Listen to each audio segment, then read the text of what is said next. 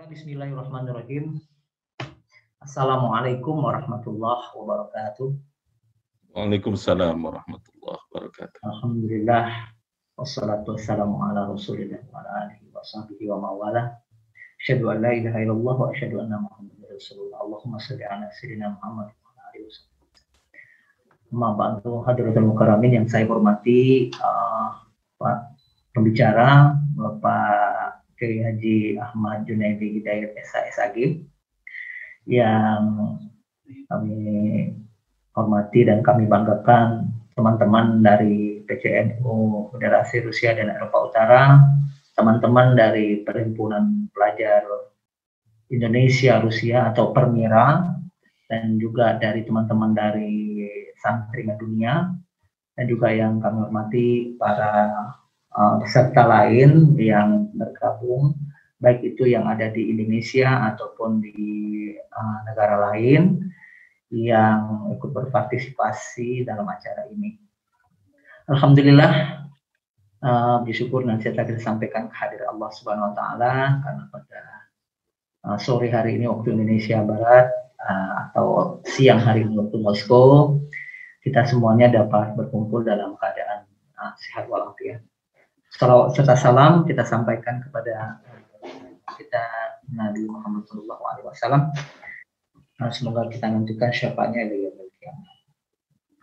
Baiklah para peserta pengajian online yang berbahagia, izinkan pada kesempatan yang berbahagia ini sebelum kita akan memulai acara pengajian kita, izinkan terlebih dahulu kami mengucapkan terima kasih yang sebesar-besarnya kepada seluruh peserta yang hadir, dan saya juga mengucapkan terima kasih selaku Ketua Tanfidiyah PCNU Federasi Rusia dan Eropa Utara juga kepada pengurus dari Perhimpunan Mahasiswa Indonesia di Rusia atau Permira yang sudah bekerja sama di dalam acara ini, dan juga mengucapkan terima kasih kepada Santri Dunia yang sudah ikut berpartisipasi mensukseskan acara ini. Acara ini adalah pengajian yang biasanya sebenarnya kita laksanakan untuk di PCNU, biasanya kita lakukan setiap 1 bulan sekali, dan pada bulan ini adalah bulan yang sangat spesial. Kenapa? Karena bertepatan dengan 2 agenda penting. Yang pertama adalah peringatan Maulid Nabi Muhammad SAW, dan juga bertepatan dengan waktu yang lalu ya, Hari Santri.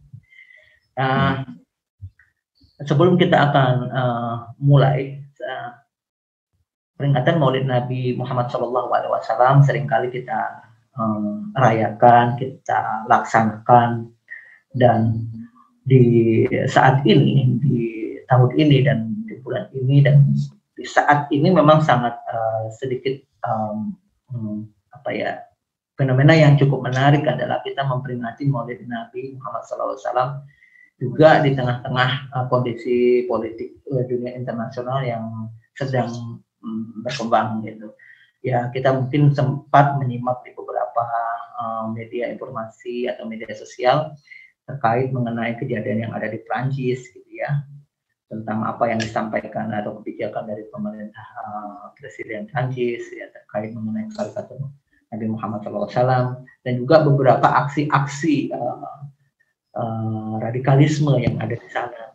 Nah, balik lagi kemudian kita membicarakan tentang sosok daripada Nabi Muhammad SAW. Nah, sehingga pada kesempatan yang berbahagia inilah penting untuk kiranya kita sama-sama, mari kita menggali lagi tentang mengenali lagi tentang sosok Nabi Muhammad SAW, dan bagaimana kita meneladani suri tauladan yang ada pada Nabi Muhammad SAW. Dan untuk itu pada kesempatan yang berbahagia ini sengaja saya mengundang Bapak Kiai Haji Ahmad Junaidi Hidayat SAG untuk menjadi pemateri kita, untuk sama-sama kita akan sama-sama mendengarkan mau'izah hasanah dari beliau sendiri terkait mengenai Maulid Nabi Muhammad SAW. Sebelumnya saya sedikit memperkenalkan diri. Saya Ami Maulana, kebetulan saat ini sedang studi di Rusia, S3 di Filosofi Etik and Religious Study, Volgograd State University. Dalam hal ini saya akan memandu acara ini. Yang kedua, saya perkenalkan sedikit mengenai pembicara kita. Beliau adalah Kiai Haji Ahmad Junaidy Hidayat SSAG. Beliau ini adalah Wakil Ketua MOI Kabupaten Jombang dan juga pengasuh Pondok Pesantren Al-Aqobah Jombang. Nah, kebetulan beliau ini adalah guru saya dan juga kepala sekolah saya ketika masih nyantri di Tebu Ireng. Alhamdulillah matur nuwun sangat sudah kenal hadir dalam acara ini. Dan di sini juga ada beberapa alumni dari pesantren Tebu Ireng, juga saya mengucapkan terima kasih sudah bergabung. Dan tanpa berpanjang lebar, marilah kita sama-sama. Namun sebelum kita mulai acara ini, alangkah lebih baiknya kita buka acara ini dengan pembacaan kitab. Mudah-mudahan acara ini berjalan dengan lancar. Bismillahirrahmanirrahim. Al-Fatihah. Amin.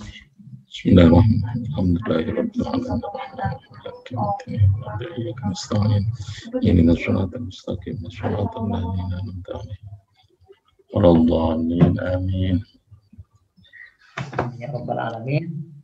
Langsung saja kepada Pak Kiai Haji Ahmad Junaidy Hidayat SSAG, kami persilahkan untuk menyampaikan. Ya, terima kasih Mas Ami. Assalamualaikum warahmatullahi wabarakatuh.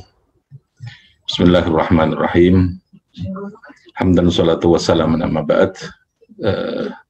Terima kasih Mas Ami dan kawan-kawan pengurus cabang Nahdlatul Ulama, pengurus cabang Istimewa Nahdlatul Ulama di Rusia, dan seluruh pengurus perhimpunan pelajar Indonesia yang ada di Rusia, santri mendunia, ada muslimat juga, dan ada banyak kawan-kawan alhamdulillah yang bisa bergabung dalam kesempatan kali ini, termasuk dari keluarga besar Al-Aqobah yang mungkin ikut, dan teman-teman santri ya, juga termasuk santri alumni Tebu Ireng ya, dan pondok-pondok yang lain yang mungkin bisa bergabung. Alhamdulillah kita bisa bersilaturahmi melalui media Zoom ini untuk bersama-sama membangkitkan semangat cinta kita kepada Nabi Muhammad SAW dengan nawaitu tasyrifan wa ta'ziman, kita mengagungkan dan memuliakan terhadap kelahiran seorang yang sangat agung yang dipilih Allah menjadi Rasulnya. Alhamdulillah, terima kasih kepada semuanya. Saya mungkin akan berikan pengantar sebentar, tidak panjang, sesuai dengan yang diminta oleh moderator tadi, Mas Ami. Nanti bisa kita lakukan diskusi apa yang kira-kira perlu menjadi bagian dari terpenting dalam diskusi yang sangat terbatas, yang waktunya sangat terbatas ini ya. Teman-teman sekalian, bahwa kelahiran Nabi Muhammad ini adalah sebuah rahmat bagi manusia. Karena manusia ini diciptakan oleh Allah, tentu dengan kekuatan akalnya ini masih sangat terbatas untuk memahami kehidupan ya. Memahami kehidupan ini ada keterbatasan akal. Karena ada tugas yang begitu mulia, manusia ini diciptakan dengan tugas, di samping sebagai Abdullah, diciptakan untuk menjadi hamba Allah, ada tugas al-istikhlaf wal isti'mar. Ada tugas untuk melakukan proses memakmurkan dan mengelola terhadap alam semesta yang diciptakan oleh Allah ini. Yang sesungguhnya seluruh tugas itu dalam rangka untuk idhar, untuk menampakkan ya, bahwa Allah ini zat yang maha kuasa, Allah ini zat yang maha mengatur, Allah zat yang maha bijaksana, Allah zat yang bisa memberikan segala sesuatunya bagi kehidupan ini.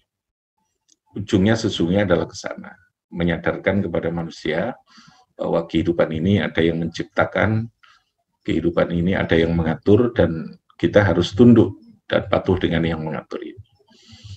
Nah, manusia dengan akal ini masih sangat terbatas, oleh karena itu diperlukan Rasul untuk menunjukkan sesuatu yang tidak bisa dijangkau oleh akal pikiran kita ini. Jadi ada wilayah empiris, yang wilayah ini bisa kita gali melalui kajian keilmuan, melalui rumus-rumus ilmu pengetahuan, tapi di luar itu ada begitu banyak hal yang tidak bisa, ada yang tidak bisa dijangkau dengan akal pikiran manusia itu. Dengan ada akal pikiran manusia itu. Nah, itulah maka perlu seorang Rasul ini. Maka kita harus mensyukuri, dan mensyukuri Rasul ini yang paling harus kita lakukan adalah tentu satu, kita membangun cinta kepada Nabi di atas cinta kita kepada segalanya. Ya, tentu cinta kita kepada Allah yang tertinggi, cinta kepada Rasul. Lalu kemudian cinta ini implementasinya adalah cinta kepada kemanusiaan.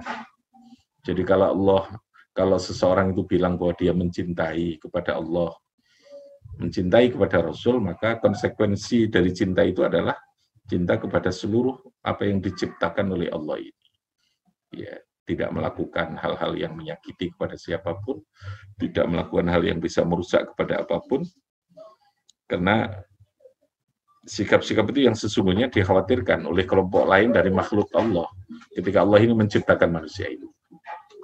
Itu yang paling dikhawatirkan kan itu sesungguhnya. Sehingga di dalam Al-Quran ketika Allah menciptakan Adam lalu ditunjuk dengan penugasan sebagai khalifah, itu yang diprotes pertama adalah potensi destroyernya, potensi tufsidu fil ardi itu. Jadi kenapa ya Allah panjenengan menciptakan manusia sebagai khalifah? Ya, padahal manusia ini sudah secara faktual menurut mereka, malaikat ini adalah yang menciptakan kerusakan-kerusakan itu. Nah, ini saya kira yang harus kita jaga, yang harus kita lakukan kehati-hatian dengan mencintai Rasul ini untuk menggali itu. Bagaimana kita membangun diri kita untuk betul-betul cinta yang melahirkan sebuah sikap dan perilaku yang damai, yang oleh Nabi disebut dengan makarimal akhlak.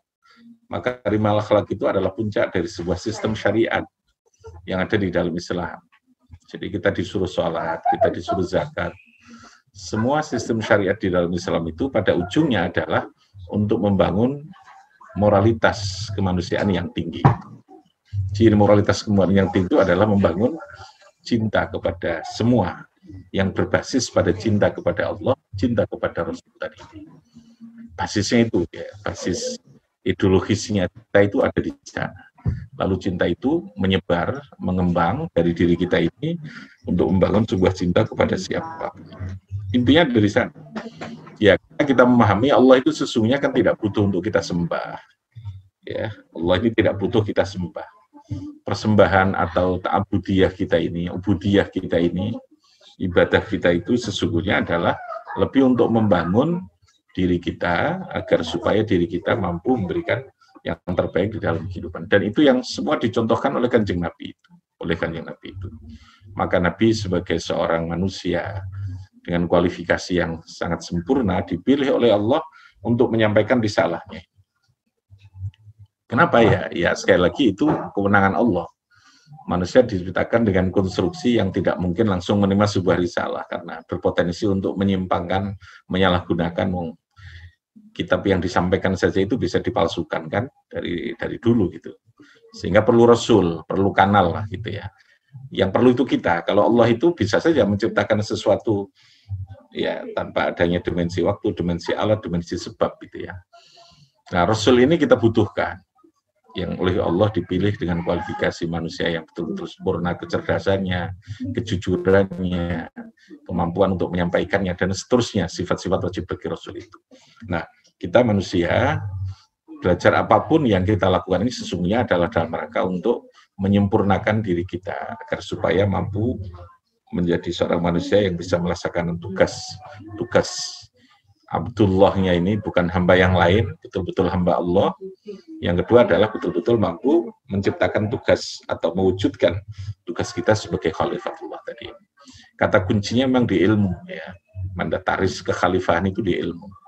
Dan itu adalah keunggulan yang dimiliki manusia dibanding dengan makhluknya yang lain, termasuk malaikat sekalipun, itu ada pada kemampuan keilmuan tadi.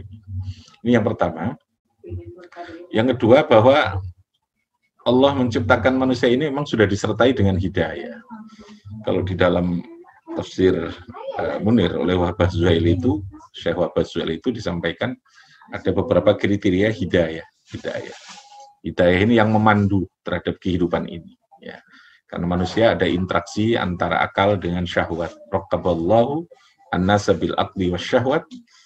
Dan dua pilihan potensinya. Ada dua sisi. Fa'ayyuma ghalabal aqlu asyahwata fahuwa khairun minal malaika. Kalau dalam diri kita ini dimensi akal itu lebih kuat, bisa mengalahkan terhadap dimensi syahwat, fahuwa khairun minal malaika. Manusia bisa lebih baik dari malaikat. Karena malaikat itu dicatatkan Allah sudah final. Malaikat itu diciptakan dengan standar yang sudah final gitu ya. Tapi kalau manusia ini kan ada proses kehidupan kita ini. Finalisasi kehidupan itu adalah kematian itu. Ya, finalisasi kehidupan. Makanya karena ada proses itu, raqaballahu an-nasa bil aqli wasyahwah, dalam interaksi itu diperlukan hidayah itu tadi. Ya, diperlukan Rasul, diperlukan Al-Qur'an, diperlukan petunjuk Allah, diperlukan ilmu. Itu untuk membangun itu. Sebaliknya, fa'ayyuma ghalabatis syahwat. Apabila syahwat itu mengalahkan terhadap akal, nah ini yang berisiko banget, fahuwa syarrun minal bahina. Manusia itu bisa lebih buruk daripada binatang. Makanya wong pinter, wong berilmu itu juga berisiko kalau dia tidak punya agama yang kuat. Kalau dia tidak mengenal Tuhan, itu juga akan berisiko. Siapapun lah gitu ya. Jadi mengenal dan lalu kemudian meyakini, memahami dan mengikuti. Nah, ada beberapa hidayah yang tadi saya sebutkan, yang disampaikan oleh Syekh Wahbah Zuhairi dalam kitab Tafsir Munirnya. Yang pertama ada hidayatul fitri al-ilahiyah. Dia ada yang otomatis lah. Ada Allah ketika menciptakan makhluk ini secara otomatis ada petunjuk yang melekat dalam penciptaan itu. Ini tidak perlu proses belajar, tidak perlu proses pendidikan gitu ya. Dia otomatis. Allah menciptakan makhluk itu sudah melekat di dalamnya. Ada fitrah yang lalu ketika dirumuskan menjadi ilmu, muncullah yang namanya rumus-rumus ilmu pengetahuan yang melekat pada setiap penciptaan Allah itu. Tanaman dia punya karakteristik sendiri dan seterusnya. Itu bahasa agamanya adalah fitrah ilahiyah. Ada fitrah yang melekat pada ini. Manusia ada fitrahnya ya. Ketika dia lahir, dia dalam keadaan haus, dia akan nangis. Ya, lapar dia nangis, sakit dia nangis. Ketika pertama, untuk nangis itu tidak perlu proses pendidikan. Belajar, karena dia adalah fitrah yang bersifat ilahi. Yang kedua ada hidayatul khawasi. Manusia oleh Allah diciptakan, atau makhluk ini diciptakan ada, bukan hanya manusia, ini masih semua, diciptakan oleh Allah ada hidayatul khawasi. Ada panduan yang melekat, ada hidayah, petunjuk yang melekat kepada indra, al-khawasi. Jadi ada khawasi. Semua makhluk ada indra. Ya, ada indra yang melekat di dalam dirinya, yang itu secara otomatis juga tanpa melalui proses pendidikan dia sudah ada di dalam diri setiap penciptaan makhluk itu al-khawasi. Bahkan kalau al-khawasinya makhluk selain manusia ini jauh lebih cepat dia berkembang, karena sekali lagi dia sudah final, diciptakan sudah dengan perangkat yang sudah selesai. Jadi tadi ini binatang dia lahir bisa langsung lompat-lompat, dia bisa langsung makan tanpa proses dimasak gitu kan, karena memang indera mereka sudah selesai. Mereka sudah diciptakan dengan petunjuk yang sudah selesai. Tidak perlu proses lagi. Nah, manusia diciptakan karena ada interaksi akal dan syahwat tadi ini, lalu kemudian diberikan yang ketiga namanya hidayatul aqli. Ini yang membedakan antara manusia dengan makhluk yang lain. Semua manusia yang diciptakan oleh Allah ini diberikan kemampuan akal, kemampuan logika berpikir untuk memahami terhadap kehidupan ini. Kemampuan berpikir itu hanya dimiliki oleh manusia. Malaikat pun tidak diberi oleh Allah, yang disebut dengan hidayatul aqli, akal. Akal ini yang menjadi mukjizat terbesar yang dibangun oleh Nabi Muhammad sebagai seorang Rasul. Al-Quran itu hujjah, Al-Quran itu bayyinah, Al-Quran itu sultanan mubinah. Sultan itu bisa difahami sebagai hujjah, sebagai bayyinah, yang membangun logika pikiran kita ini. Karena disitulah kesempurnaannya sebagai manusia. Ini namanya hidayatul aqli. Ini yang oleh Nabi dilakukan untuk membangun peradaban manusia ini dengan Al-Quran yang dijabarkan oleh hadis Nabi, oleh perilaku Nabi, oleh dawuhnya Kanjeng Nabi, yang lalu kemudian menjadi bagian yang terpenting di dalam membangun kehidupan peradaban manusia melalui akal. Hidayatul aqli. Akal ini yang menentukan apakah manusia nanti akan menjadi pemenang di dalam proses kehidupan. Semua diberikan. Orang yang mukmin diberikan akal oleh Allah, orang yang non mukmin yang tidak mukmin pun juga diberikan akal. Maka di sini berlaku hidayatul akli ini bersifat universal. Semua makhluk manusia diberikan kecerdasan, diberikan akal. Nah, yang keempat ini, yang hidayah lebih spesifik lagi. Allah hanya memberikan kepada orang yang beriman. Namanya hidayatuddin, petunjuk yang berupa agama. Jadi akal sekali lagi tidak bisa menyelesaikan terhadap semua permasalahan kehidupan. Ada batas-batas tertentu yang dimiliki oleh kapasitas dan kemampuan akal manusia untuk memahami kehidupan, apalagi kehidupan yang di luar jangkauan akal kita, yang masih bersifat informatif, yang bersifat mustakbalah, al-ma'ad, tentang persoalan hari akhir, itu semuanya tidak mungkin akal kita. Harus ada Rasul, dan itu peran Nabi Muhammad menyampaikan itu. Gitu. Makanya pada wilayah-wilayah akal yang berkaitan dengan keduniaan itu, Nabi tidak banyak berperan di sana, karena memang Allah sudah memberikan pada wilayah hidayatul akli. Nabi tidak terlalu berperan untuk mengatur bagaimana sistem pertanian, sistem politik, sistem ekonomi, karena itu sudah wilayahnya ada pada hidayatul akli tadi ini. Nabi berada pada wilayah hidayatuddin, tugas untuk menunjukkan manusia kepada hal-hal yang berkaitan dengan sesuatu yang tidak bisa dijangkau oleh akal pikiran manusia, terutama tentang Tuhan, terutama tentang hari akhir, tentang al-ma'ad, hari kita kembali nanti, tentang mizan, tentang an-nar, itu semua hanya seorang nabi yang bisa menjelaskan, dan itu langsung tauqifiyah, sesuatu yang diajarkan secara langsung dari Allah Subhanahu wa taala. Ini hidayatuddin ini. Nah, orang yang punya kecerdasan akal belum tentu dia punya kemampuan hidayatuddin. Maka saya sangat bangga sekali teman-teman pengurus cabang NU di Rusia maupun Eropa, pengurus pelajar Persatuan Pelajar Indonesia yang di sana, yang tetap melakukan kegiatan-kegiatan yang terus membangun kualitas kita dalam memahami agama, itu dalam rangka untuk memperkuat hidayatul akli lah. Panjenengan semua sudah punya kecerdasan hebat karena bisa diterima kuliah di luar negeri, ya, seperti di Rusia ini, itu luar biasa lah, gitu ya, luar biasa. Tetapi itu tentu tidak cukup, karena manusia tidak hanya pada batas kemampuan akal yang hebat itu harus dilanjutkan dengan hidayatuddin. Dan itu wilayahnya ada pada agama yang dibawa oleh Kanjeng Nabi ini, yang kita peringati hari ini. Jadi memperingati Nabi itu lebih membangun tadi ini, kualitas akal kita ini untuk dilengkapi atau untuk harus diperkuat dengan pemahaman terhadap agama agar supaya betul-betul jadi baik. Yang terakhir ada namanya hidayatul taufik wal ma'unah. Hidayatul taufik wal ma'unah ini hanya menjadi milik Allah. Orang yang pintar agama belum tentu dia bisa menjadi orang baik. Kadang orang dia pintar agama tapi malah juga belum bisa beriman. Kenapa? Karena ada ujung dari hidayah itu. Namanya at-taufiq wal ma'unah. Itu betul-betul hanya milik Allah. Yang punya hak prerogatif menerima agama, menerima kebaikan, nah itu hanya Allah. Makanya kita juga perlu berdoa. Bukan hanya perlu, harus lah. Terus dalam hidup kita ini mohon kepada Allah, kecerdasan yang kita miliki, ilmu yang kita miliki, ilmu apapun termasuk ilmu agama, harus bisa menjadi kebaikan. Yang tadi dikatakan at-taufiq wal ma'unah, segalanya itu bisa memenuhi terhadap apa yang dikehendaki oleh Allah Subhanahu wa taala. Yang terakhir, semua tadi apapun yang ada sesungguhnya ujungnya adalah semuanya menjadi enak kok, artinya tidak ada syariat agama ataupun beban agama yang dibawa oleh Nabi ini yang lalu kemudian menjadi beban dalam hidup kita ini.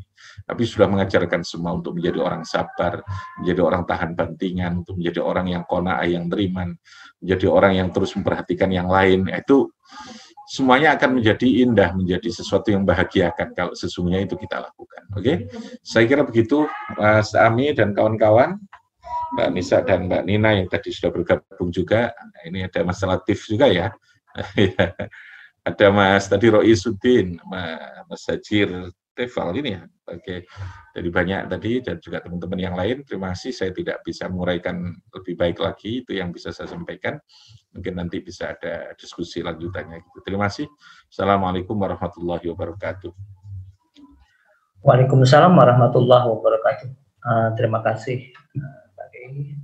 Tadi kita sudah mendengarkan sama-sama penjelasan dari Pak Kiai. Nah, kami persilahkan kepada teman-teman yang ingin bertanya, silahkan bisa disampaikan di kolom chat atau bisa langsung bertanya langsung di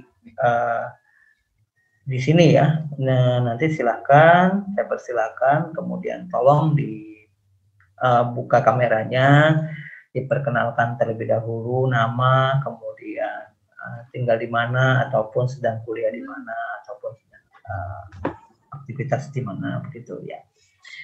Oke, saya persilakan mungkin, ya silakan, ya, Pak. Halo, Assalamualaikum. Wah, oke. Assalamualaikum warahmatullahi. Silakan Mas Isa. Mas siapa ini? Kenalan ya, Pak. Assalamualaikum warahmatullahi wabarakatuh. Iksan, asal Ambon, Pak. Lulusan dari Rusia Oh, juga. Mas ya. Oh, iya, alhamdulillah. Mas Iksan, nggih. Masih Iksan, nggih. Pak, saya punya pertanyaan nih, Pak. Jadi, tadi kan disampaikan mengenai beberapa hidayah. Yeah. Kalau kita lihat dalam, katakanlah, kehidupan nyata, sering tuh teman-teman bilang, oh kamu nih susah dapat hidayah, oh kamu nih gampang banget dapat hidayah. Nah, mungkin aja itu sudah diatur, katakanlah dalam syariah. Apa sih batasan-batasan yang perlu kita jaga? Apa hal-hal yang perlu kita lakukan agar hidayah itu, apapun bentuk hidayahnya itu datang ke kita, katakanlah lebih mudah gitu. Karena seperti yang tadi Bapak sampaikan kan ada juga orang yang sudah kuliah misalnya di negara mana, negara Mesir, Tunisia, Arab Saudi, belajar Islam, pemahaman Islamnya cukup bagus, S2, S3 misalnya, tapi mungkin melakukan praktik-praktik yang kurang bagus, itu, yang haram, yang bertentangan dengan kemanusiaan dan lain-lain. Nah, dalam artian ini kan menurut saya itu mungkin dia belum dapat hidayah yang benar-benar baik gitu, Pak. Ya jadi seperti itu, Pak, mohon masukannya. Mas Iksan, gimana Mas Ami? Langsung. Ya, terima kasih Mas Iksan. Ini Mas Iksan ini juga kuliah di Rusia juga ya. Oh iya, masih ya? Ambil apa? Jurusan apa? Alhamdulillah sudah lulus, Pak. Sudah lulus? Sekarang di rumah sudah ya? Sekarang di Depok. Oh, di Depok, Mas Iksan. Alhamdulillah. Terima kasih. Kalau lewat Jombang, Pinara, Mas Iksan. Lewat Jombang, monggo, saya di dekat Tebing ya. Oke, saya jawab, Mas Ami. Oke, langsung dijawab. Oke, saya kira pertanyaan yang sangat bagus, Mas Iksan. Jadi, hidayah itu memang ada proses ya, ada kondisi, ada lingkungan, ada situasi yang memungkinkan hidayah itu bisa kita peroleh. Jadi dia tidak berada dalam sebuah angan-angan yang tiba-tiba lalu hidayah itu akan muncul. Allah tentu akan memberikan petunjuk hidayah yang tadi saya jelaskan itu tadi. Ada yang perlu proses kita lakukan secara ikhtiar, ada iktisab ya, ada usaha yang harus kita lakukan sesuai dengan tahapan-tahapan hidayah tadi. Kalau hidayatul akli untuk memahami kehidupan ini ya otomatis perlu sekolah, kita perlu belajar, perlu kajian, perlu penelitian macam-macam tadi ini ya untuk memahami itu. Hidayatul din kita perlu belajar agama dan sebagainya. Nah, puncaknya ketika agama dan ilmu kita pelajari agar supaya itu membawa kebaikan tadi yang dikatakan Mas Iksan, supaya jadi wong sing apik, sing iso nglakoni apa yang telah dia pelajari ini, kita harus memantaskan diri, bahasa saya, mengkondisikan diri kita ini pantas untuk mendapatkan hidayah Allah itu. Dan itu sesungguhnya wilayahnya sudah pada wilayah akhlak, wilayah tasawuf gitu ya, tidak lagi pada wilayah yang berada dalam wilayah empirik lah gitu ya, sudah di atas empiris lah, tidak lagi hanya sekedar rumusan secara keilmuan, tapi ada hati di sana, ada watak, ada perilaku di mana kita perlu tawadhu, di mana tasawuf itu ya, di mana kita perlu menyandarkan diri kita, sak pintere kita apapun, secerdas apapun, maka ketika diri kita ini berada di dalam ketawaduan kepada Allah, dalam kebutuhan kita kepada Allah, terus iftiqar kepada Allah, terus kita ini merasa tadallul, merasa kita ini ada sesuatu yang tidak sangat penting dalam diri kita, semuanya itu Allah yang melakukan, maka sikap-sikap itu yang sesungguhnya memantaskan diri kita untuk mendapatkan hidayah pada tingkat yang puncaknya tadi ya, at-taufiq wal ma'unah itu, sehingga seseorang itu lalu bisa mengamalkan ilmunya itu untuk menjadi kebaikan di dalam hidupnya. Jadi sekali lagi kita berusaha untuk berada dalam kondisi satu ya, yang memantaskan diri kita. Kondisi itu kondisi hati kita terutama.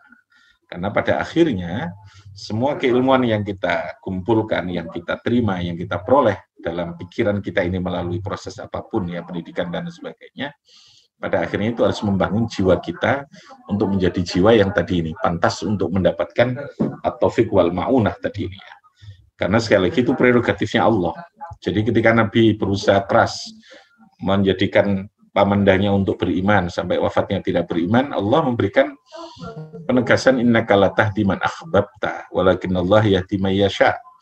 May yasha itu prerogatif Allah yang punya kehendak untuk menunjukkan seseorang menjadi orang yang benar dan baik sesuai dengan yang diajarkan Allah. Jadi sekali lagi harus tetap proses ilmunya itu harus ada. Lalu kemudian yang kedua, membangun jiwa kita, hati kita, betul-betul berada di dalam keimanan, keyakinan yang benar. Disitulah yang lalu kemudian menjadikan kita pantas untuk mendapatkan hidayah itu taufik wal ma'unah. Dan itu harus terus berdoa juga. Gitu. Ada kekuatan doa, ada kekuatan lingkungan, mencari teman, mencari kondisi yang kita memungkinkan untuk menjadi orang hebat itu ya, untuk menjadi orang yang tadi mendapatkan hidayah itu. Makanya di pesantren itu, kalau belajar itu kan bukan hanya membangun kekuatan akalnya, tapi juga yang terpokok membangun karakter, membangun jiwanya itu. Jadi tazkiyatun nafas itu yang juga menjadi pokok, di samping ada taklim, di samping ada membangun kecerdasan, memahami agama dan macam-macam itu, yang terpokok itu tazkiyatun nafas itu. Bagaimana kita terus berada di dalam ketawaduan, di dalam genggaman Allah Subhanahu wa taala itu. Saya kira itu yang bisa saya sampaikan Mas Ihsan ya, berdoa terus kepada Allah, hidayah itu berada dalam diri kita ini. Ya, terima kasih Bapak. Kita semua dapat at-taufiq wal ma'unah dari Allah Subhanahu wa taala. Amin amin. Oke, terima kasih Mas Ihsan. Nah, sukses selalu di sana ya. Selanjutnya kami persilahkan, mungkin ada di sini lagi selain Mas Ihsan yang ingin bertanya kepada pemateri kita, kami persilahkan langsung saja. Mangga, silakan diperkenalkan dirinya dan kalau bisa buka kameranya. Mungkin izin Pak Ketua. Oke, silakan memperkenalkan diri Mas, jangan lupa ya. Siap. Assalamualaikum warahmatullahi wabarakatuh. Izin. Assalamualaikum warahmatullahi wabarakatuh. Saya Arul. Saya kuliah di Universitas Ekonomi, ISM High School of Economy, Sekolah Tinggi Ilmu Ekonomi. Asal? Saya tinggal di Denpasar. Sekarang di Denpasar. Iya. Oke. Denpasar asli. Nah,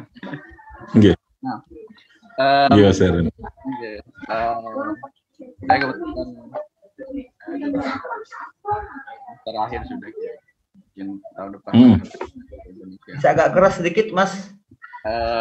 Halo, kedengaran Mas? Ya, kedengaran agak keras sedikit. Kedengaran, dulu keras sedikit ya. Nurul Yatim ya. Pertanyaan saya mungkin begini Pak Kiai. Saya juga dulu pernah mondok di Genggong. Oh, Genggong. Ya, tempat saya itu. Menurut saya di sana ya. Kiai Hamid, Mas Gus Hamid itu murid saya ya, Hamid Wahid. Oke ya. Oh, ya di Pak Mutawakil ya. Yang Mutawakil ya masih keluar. Iya. Nggih, Mas Nurul, nggih. Alhamdulillah. Nah, pertanyaan saya kayak gini, kan di dalam kitab itu ada syair lah istilahnya di Zubat itu. Mu'alimun bilmi lam ya'malan mu'adzibun min qabli abidun watan. Jadi barang siapa yang mempunyai ilmu banyak tapi dia diamalkan, dia akan disiksa terlebih dahulu daripada orang yang menyembah berhala itu disiksa duluan begitu. Jadi orang yang alim tapi nggak mengamalkan ilmunya disiksa duluan sebelum orang yang menyembah berhala itu disiksa duluan. Nah, ini kan berarti berat ya dalam artian ketika kita mempunyai ilmu banyak. Nah, yang paling berat itu mengamalkan ilmu yang kita amalkan itu. Nah, takutnya kita mempunyai ilmu banyak, kita belum mengamalkan, tapi kita sudah menyuruh orang lain mengamalkan. Kan banyak seperti itu biasanya, Kiai. Iya. Nah, bagaimana menurut pandangan Kiai supaya kita mempunyai ilmu banyak, tapi juga bisa mengamalkan, syukur-syukur bisa lebih bermanfaat, Kiai? Ya, Terima terima kasih. Salam. Ya, terima kasih Mas Muhammad Nurul Yatim. Ini sekarang sedang politik S2 di Moskow. Oh ya, alhamdulillah. Enggak, silakan. Ini pertanyaan juga yang sangat bagus juga gitu ya. Jadi memang ada konteks ya, pemahaman yang terkait dengan hadis tadi yang disampaikan bahwa orang berilmu tidak mengamalkan, atau orang yang ngomong kebaikan tapi hanya ngomong tok, orang lain suruh baik tapi dirinya tidak baik, lalu ada hukuman yang ini. Jadi ada konteks-konteks tertentu dalam memahami hadis ini. Jangan sampai lalu hadis ini menjadikan diri kita nih ngono wis gak usah belajar wae. Toh nanti kita akan terbebani untuk mengamalkan dalam pengamalannya itu gitu kan. Jadi saya kira begini Mas Nurul ya. Memang tadi ada tahapan kan gitu ya. Hidayah itu ada tahapan. Ketika orang hidayatul akli, diberikan kecerdasan akal untuk memahami yang terkait dengan keilmuan, termasuk hidayatul din ya, kemampuan untuk memahami agama itu tidak berhenti di sana. Sebenarnya tidak ada kalimat berat untuk mengamalkan ajaran agama atau syariat itu. Berat itu ketika orang masih merasa bahwa syariat itu menjadi sebuah beban. Lakukan dulu cinta, bahwa kita mencintai Allah, kita mencintai Rasul, kita mencintai kehidupan ini sebagai bagian dari wujud kita mensyukuri terhadap kenikmatan hidup yang diberikan oleh Allah. Karena alam semesta ini satub tabu syahadatuhum wa is'alun. Alam semesta ini mereka akan bersaksi tentang kehidupan kita ini. Apapun yang kita lakukan ya, termasuk seperti dengan semua yang sekarang jauh dari Indonesia yang belajar ini, dalam rangka untuk menciptakan alam semesta ini bersyahadah, bersaksi, berisyhad terhadap diri kita ini, bahwa kita ini mengagungkan dan meyakini tentang kebesaran Allah itu melalui proses belajar keilmuan. Jadi nawa itu menjadi sangat penting ya. Nawa itu berangkat awal, mindset itu menjadi sangat penting untuk kita bangun agar supaya itu menjadi landasan kita untuk bagaimana keilmuan yang kita miliki ini betul-betul mampu memberikan kemanfaatan dan kebaikan tadi ini. Nah, cara yang terbaik tadi ini ya kita pelajari semua dengan nawa itu yang benar. Makanya orang ketika belajar di pondok itu kan kita diajarkan ya, bahkan di hadis Nabi pun diawali dengan persoalan niat. Niat itu menjadi motivasi awal yang membangun mindset kita. Belajar itu untuk apa? Lalu kemudian kita belajar agama itu juga untuk apa? Karena begini, yang namanya sholat pun, ngaji kitab pun itu sebenarnya masih dunia gitu ya. Kalau ngaji kitab itu belum menjadikan diri kita semakin dekat kepada Allah. Ya, kalau di pondok kadang ada orang yang pintar ngaji kitab, tapi sekedar untuk menjadi gaya-gayaan baksul masail umpamanya. Ya belum, dirinya sendiri masih masail ya, masih ruwet lah gitu ya. Dia mencoba untuk mendemonstrasikan itu. Ya itu sebenarnya sudah bagus, sudah hebat karena dia diberikan kecerdasan memahami agama. Tetapi tadi ini niatan yang benar itu yang akan membawa gitu. Sampean semua yang jenengan semua yang sekarang belajar, kita semua juga di Indonesia yang ngaji di pesantren itu, pertama kita bangun itu bahwa kita memahami agama, kita belajar apapun sesungguhnya adalah dalam rangka untuk itu tadi saya katakan. Nah, ini supaya kita bisa mengamalkan ajaran agama tadi dengan enak, tidak menjadi beban, tidak menjadi beban. Ketika cinta itu kita bangun terlebih dahulu di atas segalanya, cinta kita kepada Allah, cinta kepada Rasul, cinta kepada kemanusiaan, yang memang itu diajarkan di dalam oleh Kanjeng Nabi yang dibawa dalam risalahnya yang rahmatan alamin itu, maka sesungguhnya tidak ada syariat itu yang berat. Semuanya akan menjadi enjoy, semuanya akan menjadi nikmat. Orang sholat pun itu sesungguhnya ketika didasarkan pada cinta kepada Allah, bukan transaksional ya. Sholat yang terjadi itu kan masih transaksional. Sholat duha karena ingin kaya, itu kan transaksional. Ya, dia membaca Quran hatam sekian kali supaya nanti bisa dicintai oleh siapa. Kalau di pondok kan ada istilah pelet ya, Mas Ami ya. Baca doa-doa sekian, ben dicintai sama perempuan.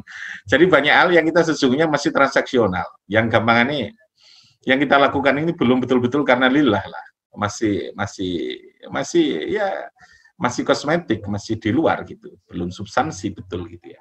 Nah ini yang saya katakan Mas Nurul tadi ini supaya tidak berhenti bahwa apa yang kita amalkan itu bisa kita, apa yang kita pelajari itu bisa kita amalkan, tidak menjadi beban, itu harus ke sana. Tidak apa-apa, jadi jangan lalu hadis itu kita bikin itu kan untuk menakut-nakuti apa indar lah. Nendu ilmu kamu kudu berusaha untuk diamalno lah gitu ya. Jadi Jangan itu lalu dibalik untuk menjadikan cara kasarnya difahami nek ngono ya sampai bodoh ae toh. Nanti nggak akan dihukum berat seperti orang yang pintar, enggak begitu. Orang bodoh pun sudah selesai, hukumannya sudah selesai, sama dengan orang kafir itu sudah selesai. Dia tidak perlu ada proses lagi kan. Orang bodoh yang dengan sengaja dia bodoh, yang mestinya dia bisa pintar, nggak mau agama itu, dia sudah dihukum terlebih dulu dengan kebodohannya itu gitu. Kalau orang itu pintar kan ada potensi untuk menjadi jauh lebih baik karena dia punya pemahaman. Jadi sekali lagi Mas Nurul, konteksnya yang kita pahami bahwa orang perlu pintar ya, orang perlu pintar, dan setelah pintar jangan titik tapi dia koma. Jadi mayuridillah bi khairan yufaqihu fiddin, karena ujungnya di sana. Orang itu kalau Allah itu yurid menghendaki menjadi orang baik, yang menghendaki Allah lah ya, iradatullah mayuridillah bi khairan, itu pintu awalnya yufaqihu fiddin. Orang akan diberikan gampang untuk belajar agama dulu. Tapi sekali lagi belajar agama menjadi pintu awal untuk menjadi orang yang khair tadi, yang dikehendaki Allah untuk menjadi orang baik. Jadi harus melalui tahapan-tahapan itu. Oke, kira-kira begitu yang bisa saya jawab, Mas Nurul Yatin. Masih. Ya, terima kasih Pak Kiai. Oke, selanjutnya saya persilakan kepada yang lain ingin bertanya. Silakan memperkenalkan diri dan dibuka kameranya. Saya persilakan. Udah?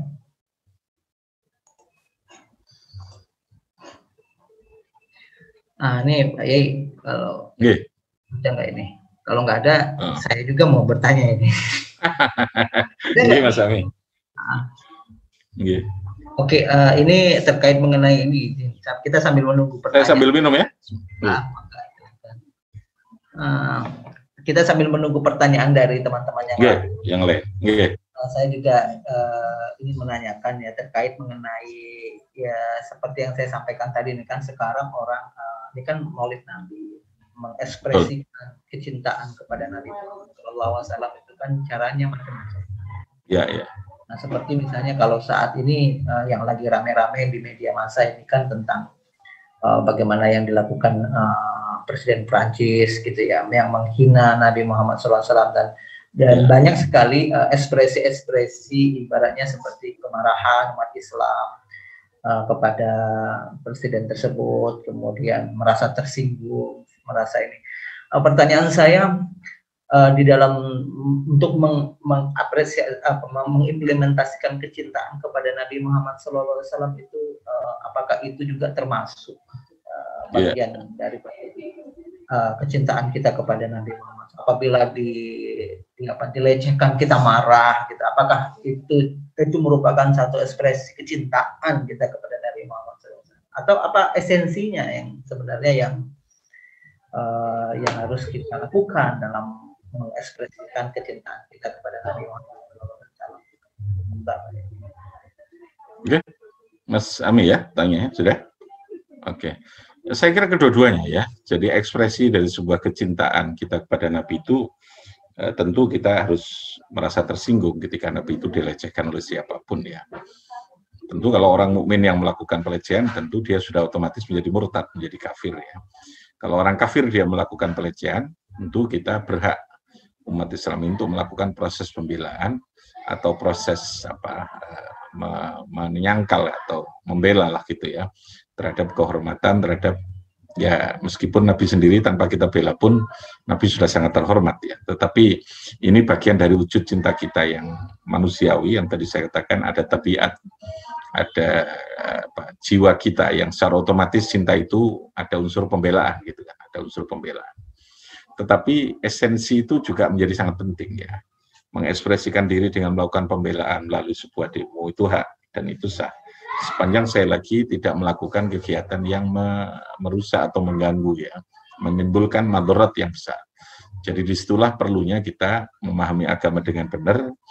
Kecintaan itu jangan melampaui batas yang justru menimbulkan sesuatu yang madarat gitu ya, yang sepertinya mencintai tapi justru melukai gitu ya. Mencintai anak terus anaknya dikurung terus tidak boleh keluar kan melukai.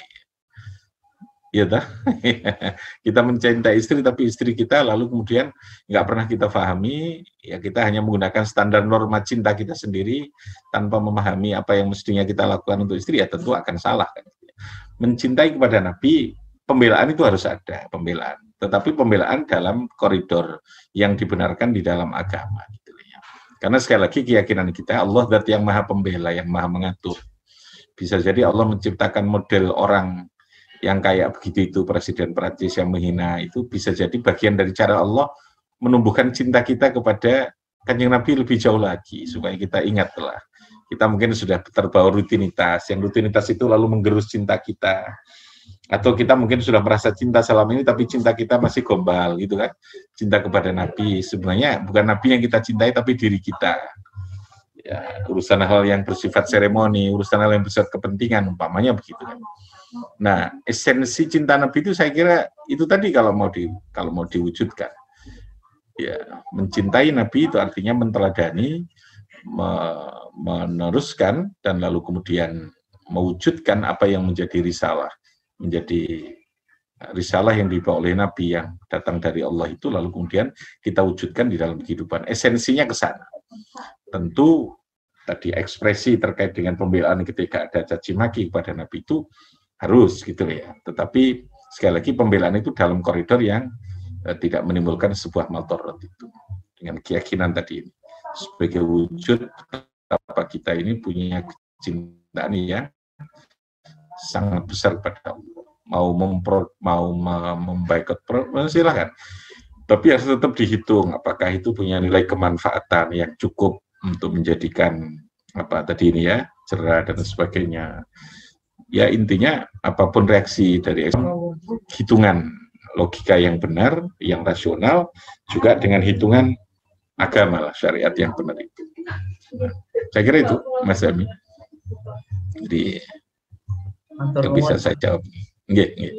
Mungkin silakan yang lainnya ingin bertanya, kami persilakan memperkenalkan diri dan dibuka kameranya, silakan.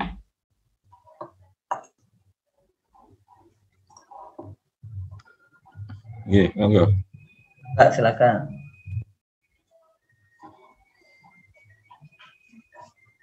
Ini mangga silakan, ada? Itu kalau nggak ada, saya tanya lagi nih. Iya, sambil nunggu yang lain. Dapat mohon izin Pak, ini kan saya dapat titipan pertanyaan. Oke, nggih. Titipan pertanyaan. Ini bukan saya yang bertanya, tapi ada yang tidak ada titipannya. Ya terkait mengenai kecintaan kepada Nabi, itu bagaimana caranya menanamkan kecintaan kepada Nabi Muhammad SAW kepada anak-anak kecil. Mungkin ini yang bertanya punya putra, ya. Pasti punya anak kecil ya. Anak-anak lebih cinta kepada HP-nya daripada cinta. Ini gimana ini? Iya. Lebih cinta HP-nya daripada. Iya. Gimana cara menanam? Kiranya bukan hanya pada nabinya. Iya. Puasa juga. Bukannya anak-anak yang bapak-bapak ya, tua-tua juga ya, itu mas-masnya. Ya, kita. Mas Ami, saya coba untuk jawab ya. Dari saudara Tengku Mulyadi. Tengku Mulyadi. Ini kebetulan ada di sini di grup. Iya, Mas Mulyadi ya. Sudah meninggalkan kayak masih ada ya. Oke itu ya. Tadi dititipkan pertanyaan. Nggih, Mas Mulyadi ya, yang titip pertanyaan. Jadi gini Mas Ami dan kawan-kawan, ada perlu teladan lah. Itu kan kaitannya dengan persoalan edukasi ya, pendidikan gitu ya, mendidik lah. Itu ya. Jadi bagaimana kita membangun cinta anak kita ini, ya. Kecintaan anak kita ini cintanya bisa terbangun, cinta kepada Allah, cinta kepada Rasul, cinta kepada agama. Tentu fitrahnya ada cinta kepada hal yang dia suka ya. Itu tidak bisa kita matikan ya. Jadi persoalannya adalah pada persoalan edukasi ya, persoalan pendidikan, mendidik ya. Bagaimana sistem kita mengedukasi kepada anak kita agar supaya pendidikan yang kita berikan itu mampu untuk membangun anak kita secara utuh, mencintai Allah, mencintai Rasul, mencintai kepada sesama, termasuk dia juga tidak kehabisan cintanya kepada hal yang bersifat fitrah tadi, yang ilahiyah ya, sesuatu yang memang orang itu perlu bermain, perlu apa ini. Nah, seringkali kadang kita ini terlalu ta'ajjala qabla awani ya, dalam bahasa usul fikihnya. Mungkin dulu pas saya ajar usul fikih itu Mas Ami ya, ta'ajjala qabla awani. ta'ajjal qabla awani. Jadi seringkali orang itu tergesa-gesa sebelum pada waktunya. Kita ini kadang-kadang pada anak kita, kalau saya melihat pendidikan yang ada ini terlalu kesusu ya, tergesa-gesa untuk bagaimana menjadikan anak kita ini wis ketok segalanya dan seterusnya. Yang kadang harus merampas terhadap fitrah ilahiyah yang itu ada pada anak ini. Makanya Kanjeng Nabi itulah contoh yang luar biasa. Bagaimana mendidik anak dengan tanpa paksaan, tanpa kekerasan, memahami mereka tetap boleh bermain di masjid. Ya, kalau anak tidak boleh bermain di masjid dan mereka kita anggap sebagai problem di masjid mengganggu, itu kan tentu kita nggak akan pernah bisa mengajar mereka untuk cinta masjid, cinta Allah, cinta Rasul, itu kan begitu. Ya, tidak apa-apa lah, hal-hal yang mubahat dalam bahasa agama itu mubahat, yang bersifat mubahat itu jangan kita haramkan kepada anak-anak kita ini, sepanjang dalam porsi yang benar ya, dalam porsi yang wajar lah. Itu penting itu, sebab seringkali kita ta'ajjal tadi ini, kita tergesa-gesa ingin anak kita ini langsung kita bongsai jadi sesuatu yang indah, yang sempurna, padahal kesempurnaan anak ini kan pada proses ya, ada proses yang justru itu memang ya begitu itu Allah menciptakan. Yang tadi saya katakan, manusia diciptakan itu ada pada proses, ada waktu, ada proses usia, ada proses fisik, ada proses akal. Tidak bisa. Nah, seringkali pendidikan yang memaksakan diri belum pada waktunya itu justru akan ugi babi khirmani. Ya, terusannya kaidah tadi itu, ugi babi khirmani itu hal-hal besar yang kita inginkan, terutama untuk mendidik anak kita bisa mencintai Allah, mencintai Rasul tadi ini, bagaimana tidak terlalu cinta segala-galanya kepada HP itu, kepada Android namanya, itu bisa terhalangi gitu ya. Karena kita yang tadi ini tergesa-gesa, anak kita sudah semuanya kita larang. Adalah difahami gitu ya, memahami kepada anak ini. Jadi edukasi yang benar, termasuk yang kita terapkan di lembaga kita ini, di Pondok Pesantren Aqobah ini, kita memahami anak banget ya, pendidikan yang berbasis pada fitrah anak itu. Dulu pondok itu kan jarang aturan sebenarnya kan ya. Di pondok itu masih ada aturan. Untuk zaman sampean dulu sudah agak lumayan lah, ada beberapa aturan. Zaman saya dulu masa pondok di Tubireng itu hampir tidak ada namanya gerbangnya belum ada, pintu pondok juga belum ada, apalagi pos penjaga itu ya satpamnya juga tidak ada, tata tertib itu tidak ada. Ya. Yang ada itu terus memberikan contoh, memberikan cinta kiai, memperhatikan. Jadi anak itu ditaklukkan dengan cinta. Cinta yang lalu ditumbuhkan mendekat kepada cinta kepada Allah. Jadi saya kira ini memang agak filosofis ya, tapi ketika dipraktekkan itu akan menjadi indah. Jadi tolong siapapun di antara kita yang dianugerahi anak tentu ya, yang kita harapkan mereka akan menjadi orang yang baik, jadi secara keilmuan, secara akhlaknya, secara agama. Nah, caranya bagaimana? Kita didik lebih, kalau agama itu lebih kepada contoh, jadi mubasyir ya, langsung kita contohkan. Mereka lebih dekat. Nabi itu antara hadis qauliyah dengan fi'liyah itu kan banyak fi'liyah. Salat saja hanya satu hadis. Sallu kama ra'aitumuni usolli. Contoh itu yang paling melekat, ya, paling melekat. Tidak lalu menguraikan teori sholat sampai berjilid-jilid buku, tidak. Sampai lalu teori khusyuk secara sembarang, enggak lah, gitu ya. Bangun dulu cinta dulu, mau sholat. Penyempurnaan itu proses. Makanya ada akil balik itu kan proses. Bahwa pembebanan hukum itu pun ada unsur-unsur yang melekat gitu, tidak tiba-tiba lalu hukum itu diterapkan begitu saja tanpa memahami terhadap kondisi anak. Jadi sekali lagi persoalannya pada persoalan sistem edukasi kita, yang pokok itu tadi saya katakan beri contoh di rumah kita. Ada saat-saat tertentu mungkin kita perlu negosiasi dengan anak kita, saat di mana dia harus waktunya sholat, saat kita bolehkan mereka megang HP, saat boleh bermain game, itu ada negosiasi. Jangan dilarang total karena di sana ada fitrah. Sepanjang itu tidak dilarang agama lah ya. Sepanjang itu mubahat, boleh kita negosiasikan agar supaya anak kita tetap merasa dipahami. Merasa dipahami itu penting loh ya. Ya, merasa dipahami itu ya. Siapapun kita ini ya. Jadi pemimpin yang tidak dipahami oleh rakyatnya itu menderita. Ya. Jadi suami yang tidak dipahami istri itu menderita.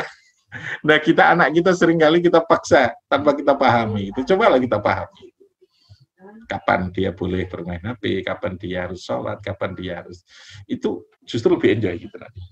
Nah, kapan dia harus kita ajak untuk terus memahami dan mencintai kepada nabinya. Oke, Mas Ami itu. Alhamdulillah, Masya Allah. Ini kayaknya mantap ini, Pak Kiai, ini masalah pendidikan ini kayaknya. Hobi. Iya, makanya saya bilang sampean, saya ini sudah kadung mewakafkan diri untuk urusan bongso ngeramut anak ibu wong ini. Iya. Silahkan teman-teman yang lain yang ingin bertanya, kita masih ada kesempatan satu penanya. Pertanyaan, silakan. Mau bertanya? Oke, silakan. Perkenalkan diri, jangan lupa, Mbak ya. Iya. Perkenalkan, nama saya Uti. Saya kuliah di Innopolis, Rusia. Saya mau bertanya, Pak Kiai, kalau misalnya kita, kalau lagi ada masalah kan kita mudah gitu kan ngedeketin diri sama Allah gitu. Tapi kalau misalnya lagi kayaknya kondisinya aman-aman saja gitu, aman-aman saja itu mungkin lebih sulit gitu. Maksudnya mungkin tergoda untuk lebih santai gitu, Pak Kiai. Nah itu kira-kira gimana biar kita nggak terlena gitu untuk santai-santai saja gitu, Pak Kiai. Terima kasih. Oke, Mbak Uti ya, Amartiwi, Mbak Uti Amartiwi. Oke, terima kasih Mbak.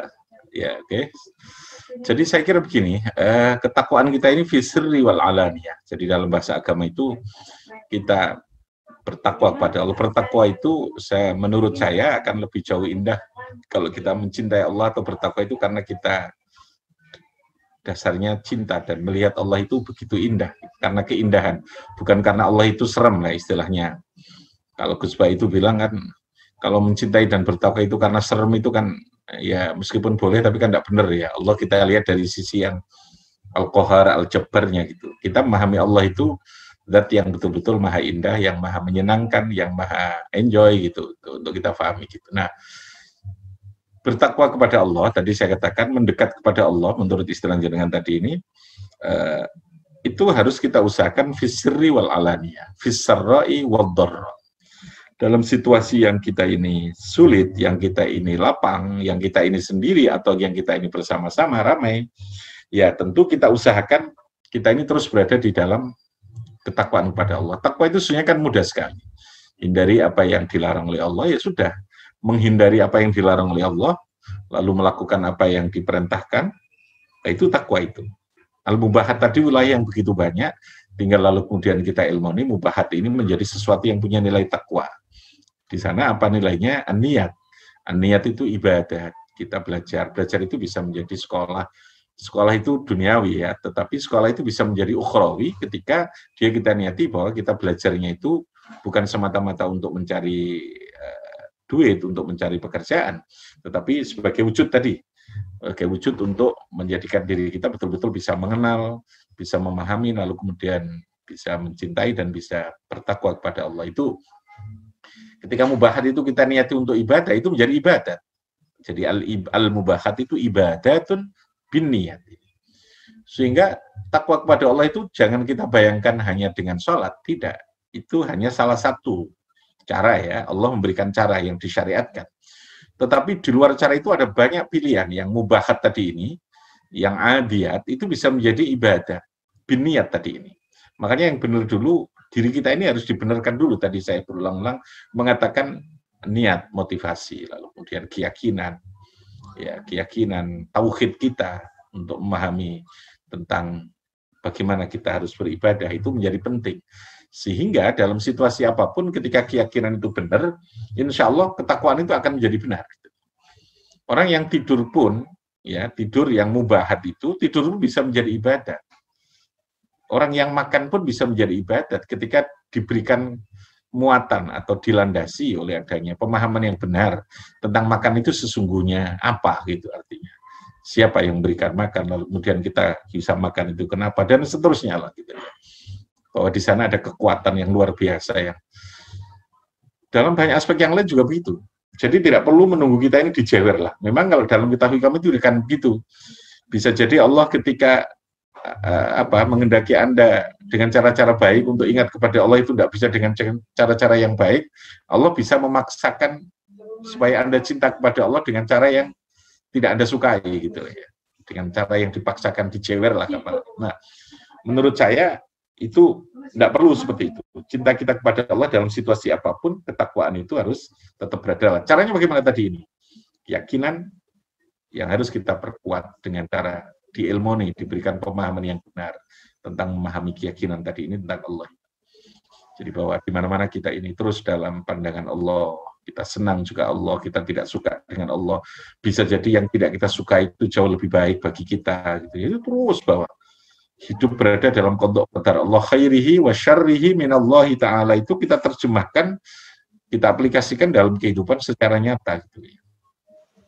Nah, asa antakuna khairan. Jadi sesuatu yang tidak baik itu pun bisa jadi Anda antakrahu syai'an tapi wa huwa khairul lakum. Wa asa antuhibbu syai'an tapi dia wa huwa syarrul lakum. Yang kita cintai, yang kita suka bisa jadi tidak baik bagi kita. Makanya Allah terkadang tidak memberi itu. Dalam bahasa yang tertinggi itu dalam kitab hikam, man'ul ato ainul ato. Terkadang Allah itu mencintai kita ketika Allah tidak memberi kita. Memberi itu ketika tidak memberi. Cinta tertinggi terkadang ada di sana. Nah, ini kan saya kira perlu pemahaman. Sehingga kita tidak gampang menyalahkan. Kita tidak gampang menyalahkan Allah, tidak menyalahkan takdir. Atau kita lalu kemudian menjadi terlena ketika kita dalam keadaan suka tadi itu. Hanya mendekat ketika dalam keadaan kita kesulitan. Tidak perlu begitu. Ketika kita memahami bahwa semua kehidupan kita ini, detik demi detik nafas kita ini ya, sesungguhnya adalah berada di dalam qada dan qadar Allah, khairihi wa syarrihi minallahi ta'ala. Semuanya adalah luar biasa, semuanya adalah kenikmatan yang sangat layak untuk kita rayakan dengan mensyukuri kepada Allah. Ya, bisa menangis pun, sakit pun bisa jadi itu adalah kenikmatan gitu ya. Terkadang begitu gitu. Ya, jadi tidak lalu kemudian hanya ketika dalam keadaan sulit. Jadi saya kira itu jawabannya. Memang perlu meningkatkan level tadi ya, level pemahaman dari yang sekedar syar'i dan lahiriah itu kepada sesuatu yang lebih substantif tadi, yang hakiki. Nggih, Mbak Utih, nggih, Amartiwi, nggih. Terima kasih. Bagaimana Mbak Utih? Ya, terima kasih Pak Kiai. Sangat jelas. Sama-sama, nggih. Ini Mbak Utih ini di kota mana ini Mbak? Napolis Mbak dia ya. Oh ya. Ya ambil apa Mbak Uti? Nih jurusannya saya lupa. Data science Pak Kiai. Jadi. Oh, data statistik. Iya betul, kayak gabungan statistik sama IT. Oh luar biasa. Asli mana ini Mbak Uti?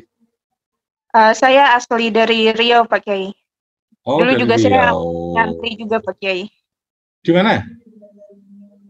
Saya nyantri di Pekanbaru, di Babu Salam, terus SMA-nya di Astalam Solo. Oh, pernah di Solo. Sekarang sudah S2 apa S1? S2 Pak Kiai. S2, alhamdulillah, luar biasa. Selamat ya, sehat terus ya, bisa sukses ya. Ya, pulang nanti harus merubah Indonesia dengan wajah yang sempurna, dengan wajah yang lebih baik lah. Amin. Iya, Mbak Uti. Mohon izin satu lagi pertanyaan, masih boleh baik? Oh gitu. Nggih, monggo. Ini masih belum maghrib, kurang sebentar lagi ya. Nggih. Ya, Mbak Fitro ada. Mangga, oh iya, ini santri saya kalau ini santri saya. Oke, Fitro, silakan nggih. Assalamualaikum warahmatullahi wabarakatuh, Yai. Peserta yang lainnya, Nggih. Alhamdulillah. Terima kasih atas kesempatannya untuk bertanya, Nggih. Sehat ya, alhamdulillah. Begini Yai, pertanyaan saya, apakah nama saya Fitra Fuada. Saya kebetulan alhamdulillah alumni dari Pondok Pesantren Al-Aqobah, 6 tahun di sana. Kemudian sekarang masih studi di UM, Universitas Negeri Malang, dan alhamdulillah ini dalam tahap pasca sarjana gitu. Yai izin bertanya, Yai. Begini pertanyaan saya, apa sajakah kriteria manusia yang mendapatkan syafaat Rasulullah SAW kelak di akhirat, Yai? Kemudian bagaimanakah prosesnya, Yai? Jadi artinya ketika kita meninggal, kemudian di situ ada proses, apakah setiap manusia yang meninggal itu Nabi Rasulullah itu tahu bahwasanya itu umat saya atau bukan, ngoten Yai. Kemudian apa saja kriteria manusia yang akan mendapatkan syafaat Rasulullah SAW? Ngoten Yai, terima kasih Yai. Enggak, Pak Yai. Fitra.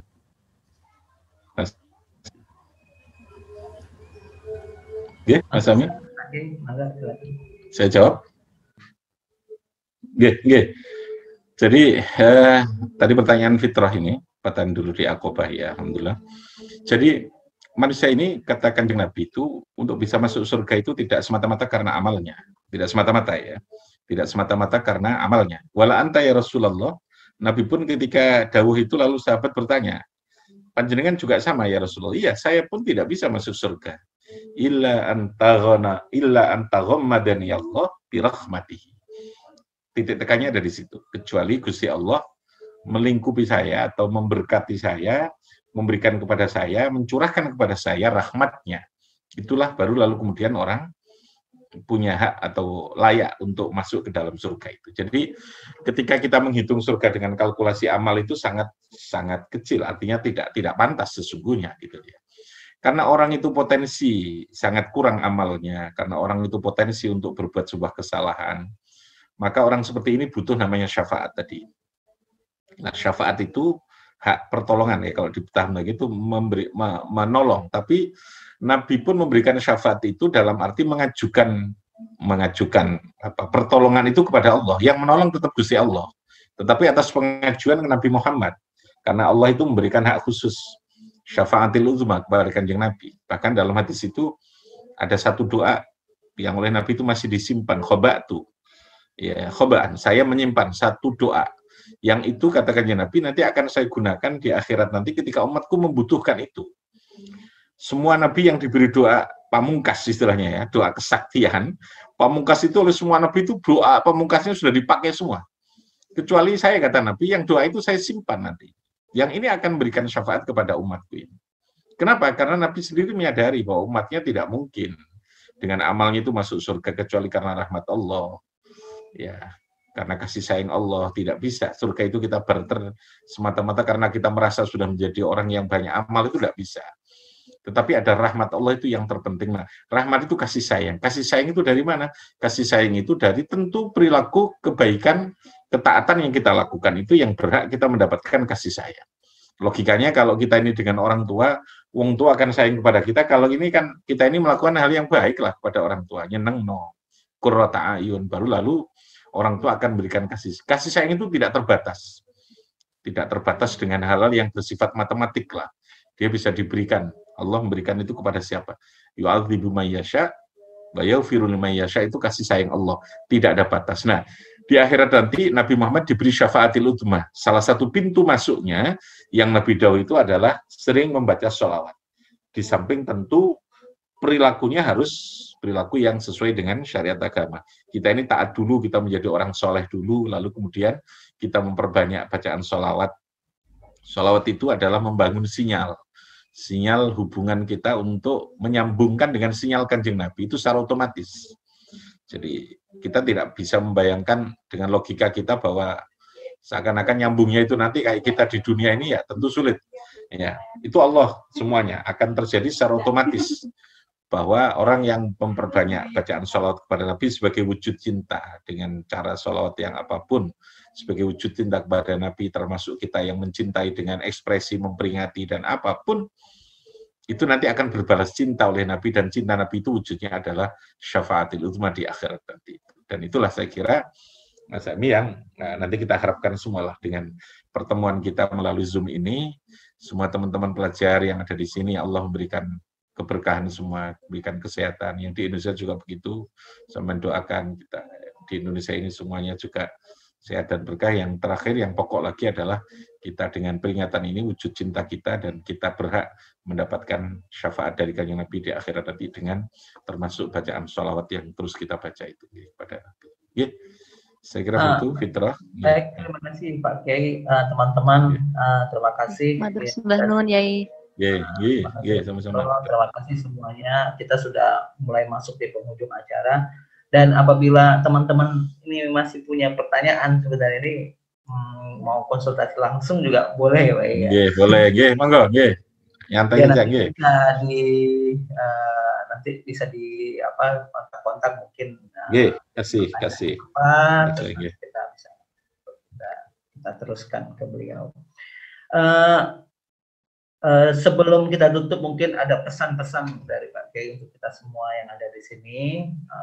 Nanti setelah itu kita akan tutup kegiatan ini dengan pembacaan doa dan mohon kesediaan Pak Kiai juga untuk memimpin pembacaan doa. Selanjutnya untuk teman-teman semuanya setelah ditutupnya acara ini ada sedikit informasi-informasi yang akan kami sampaikan. Monggo yang bergabung tetap mangga, atau masih juga di sini ya silakan. Dan nanti kita jangan lupa ada sesi foto bersama. Apa kira-kira Pak Kiai pesan-pesan untuk kami semua yang di sini maupun yang ada di Indonesia? Oke, jadi Mas Ami kepada semuanya yang ketepatan kita berdiskusi ini, ya memperingatkan Nabi ini bahwa kita jadikan Nabi ini sebagai idola kita secara sempurna dalam semua halnya, bahwa Nabi ini adalah uswah bagi kita yang betul-betul menyimpan segala kekuatan kebaikan dalam kehidupan ini, dan itu harus terus kita perkuat kecintaan kita ini dengan cara kita terus belajar, ya mempelajari semua apa yang diciptakan Allah dalam kehidupan ini melalui disiplin ilmu kita masing-masing, mencintai agama kita pelajari semua apa yang diajarkan oleh Nabi, lalu kemudian terus kita usahakan, kita mohon kepada Allah, berdoa untuk bagaimana apa yang kita pelajari ini betul-betul memberi kemanfaatan, termasuk menjadikan diri kita menjadi orang yang lebih baik, yang terus bisa menjadi dekat kepada Allah, dan pada akhirnya kita nanti bisa mendapatkan syafaat dari Kanjeng Nabi atas wujud cinta kita ini.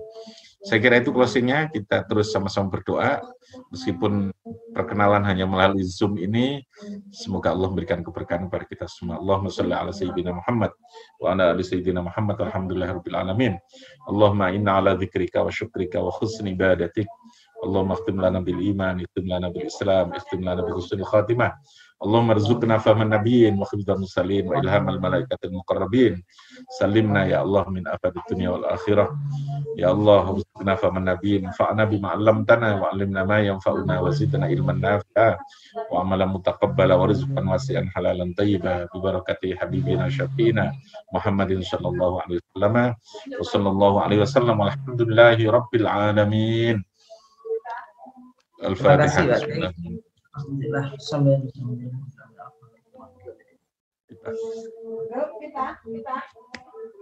Baik, terima kasih atas materi yang telah diberikan. Terima kasih juga kepada seluruh peserta yang telah hadir. Dan sebelum kita tutup, mohon izin Mbak Kiai, juga teman-teman semuanya, kita akan foto bersama.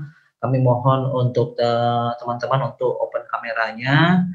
Nanti kita akan hitung sama-sama untuk 2 kali sesi foto ini.